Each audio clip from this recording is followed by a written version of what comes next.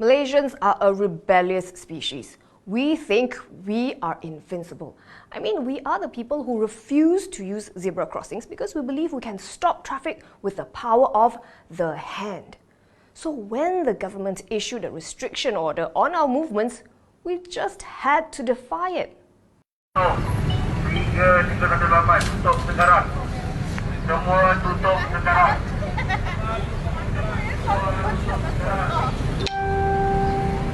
And this is despite warnings that we can be fined or even jailed for up to 2 years just for parking outside.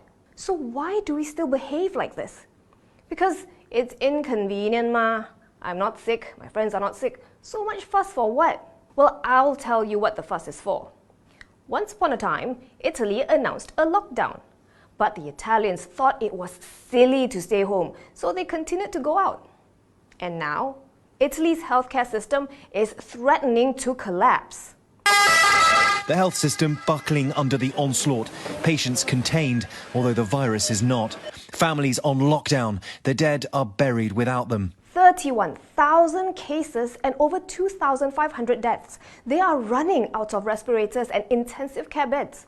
Their exhausted medical personnel so overwhelmed, they have to choose who to save and who to let die. Waiting lists, even for funerals. Back home, our health DG is pleading with us to stay home.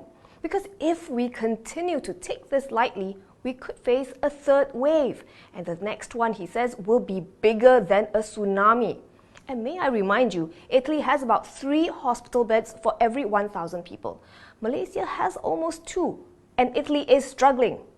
So we need to ask ourselves, can we act like responsible adults?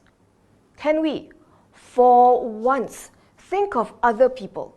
Those who already have chronic illnesses, the elderly, the frontline medical personnel who risk getting infected as they try to save our loved ones. Do we really need the police or army to start setting up checkpoints everywhere to make sure we can behave ourselves? We just need to stay home. We already have the highest number of infections in Southeast Asia.